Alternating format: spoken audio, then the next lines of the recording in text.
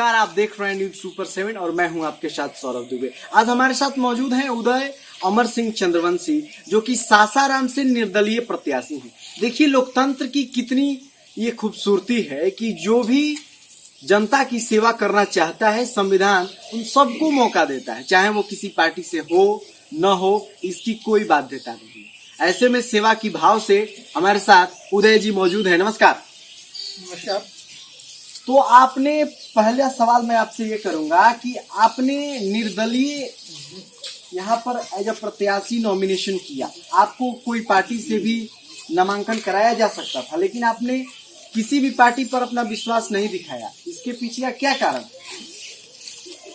ये पार्टी तो बहुत सारी है और पार्टी से बिल्कुल आपका कहना सही है कि पार्टी से होना चाहिए था। पार्टी जो चल रही है या पार्टी से आती तो कुछ अलग ही होता, लेकिन मैं आपको बता दूं इस विषय में कि पार्टी वाले खुद हम युवाओं पर भरोसा नहीं कर रहे हैं और पार्टी के लायक भी हम लोग नहीं हैं कि पार्टी हमारे ऊपर ध्यान दे।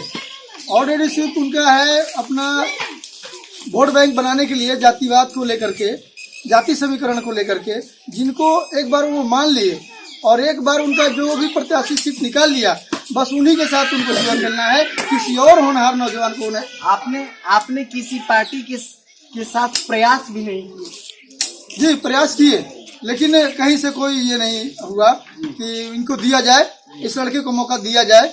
बिल्कुल नहीं किसी प्रकार से सोचा गया। जी, तो अब तो आप नॉमिनेशन करा चुके हैं निर्दलीय। अब इसके बाद आपका सासाराम विधानसभा को लेकर के क्या विजन रहेगा? आप क्या क्या करना चाहेंगे? क्योंकि स्थानीय स्तर पर सासाराम में बहुत सारी समस्याएं हैं, सड़क है, जल जमाव है, भीड़ है, बहुत सारी समस्याएं स्थानीय स्तर पर सासाराम में है। उसको आप किस तरह से ठीक करेंगे?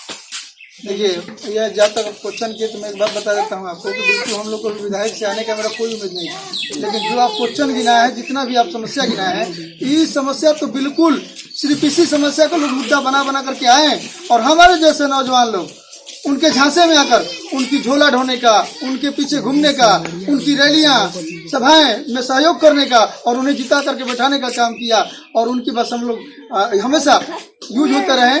और 5 साल के बाद सिर्फ एक बार याद करते हैं कि जाम खत्म करवा देंगे, सड़क बनवा देंगे, पानी की समस्या खत्म कर देंगे, कह के जाते हैं और कुर्सी पे जाकर के बैठ जाते हैं, फिर दोबारा एक बार भी झांकने नहीं आते हैं। इन सारी चीजों से तंग होकर के हमारी समाज में हम लोग मिलकर के निर्णय लिए कि नहीं, अगर इन लोगों को हटाना है और इस विकास को करना है, इस काम को करना है, इस समस्या को दूर करना है, तो नया उम्मीदवार को लेकर के आना है। तब जाकर के लोग हमको चयनित किए और हमें निर्दलीय से आने का मौका दिया। जी, तो सड़क, जल जमाव वगैरह तो आप ठीक करने का वादा कर ही रहे हैं जी। इसके बाद एजुकेशन को लेकर के आपका क्या विचार है? क्योंकि यहाँ पर एजुकेशन का सेंटर सासाराम में गौरक्षणी में है, वहाँ पे बहुत सारी लड़कियाँ भी पढ़ने आती हैं, उनकी भी सुरक्षा का ध्यान रखना जिम्मेदारी है। तो इसको लेकर के आपका क्या विचार है? आप क्या सोचें? ये विचार तो बिल्कुल, अभी तो हम लोग पहली बार हैं। अगर हमारे नेतृत्व में होता या विधायक होते या उस इलाके का एक अच्छा लीडर भी होते तो यह जरूर करते कि उनकी बेटी बहन नहीं बल्कि मेरी भी है। हम एक थाना से लेकर के थाना को ऑर्डर कराते, चेक पोस्ट मैंने वहाँ पे एक छोटी सी चौक बनाते, 2-4 प्रशासन को बैठाते, क्योंकि शाम के समय में मेरी आंखें भी देखी हुई कि कहाँ कहाँ की लड़कियाँ आई हैं और जब शाम को सब्जी दाल कुछ भी लेने के लिए निकलती हैं तो वहाँ पे छेड़खानी शुरू होती है और सभी लोग देख करके भी अनदेखा करते हैं। मेरा हृदय जलता है कि हमारे सासाराम का ये जो धरती है, खास करके जो गौरक्षणी है, एजुकेशन के लिए सबसे नंबर 1 है, टॉप है, जहाँ हर पूरे हमारे जिला से नहीं अलग जिला के भी लड़कियाँ आकर के वहाँ पे एजुकेशन प्राप्त कर रही हैं और वहाँ पे किसी का, इस विधायक जी को भी, विधायक को छोड़ना किसी प्रकार के लोगों को वहाँ पे बिल्कुल नजरअंदाज, हर तरह से नजरअंदाज कर रहे हैं। अगर मेरा दिल जल रहा है सर जी, एक बार अगर मेरे पास चांस आ गई तो सबकी बहन बेटी का इज्जत किस तरह से भाई को बचाना चाहिए और किस तरह से बचना चाहिए, एक बार जरूर मैं करके दिखा दूंगा। जी, तो ये सारी बातें हुई।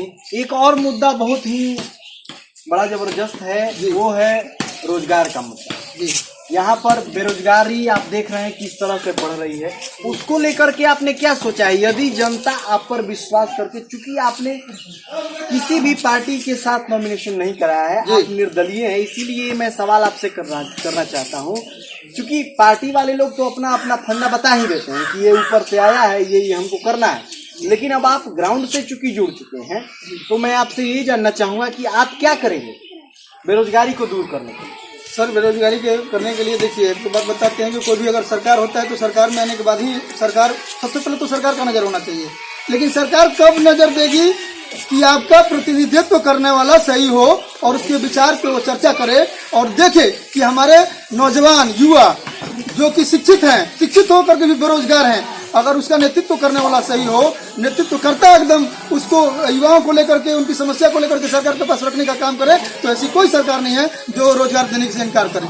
लेकिन हमारा नेतृत्व करता ही समाज में सही नहीं है, जिससे हम क्या बोले इसके विषय में आप आपको ज्यादा बस इतना ही बोलेंगे कि नौजवानों को भी जगाना चाहेंगे कि अब सीख लो, अब जग जाओ, हम लोग नौजवान हैं, हमारे ही नाम से सरकार बनती है या कोई बनता है, हमारे ही नाम का लोग रोटी सेक करके अपने थाली भर के खाते हैं और हमें भूखे सुलाने का काम करते हैं। इस बार एक बार नौजवान को अपना साथ दो, इस विधायक को एक बार बनाने का काम करो, बाकी हम आप लोग के साथ हैं। एक बार आने दीजिए जाए, एक बार मैं आप लोग से विनती करूंगा कि एक बार इस भाई पे भरोसा कीजिए।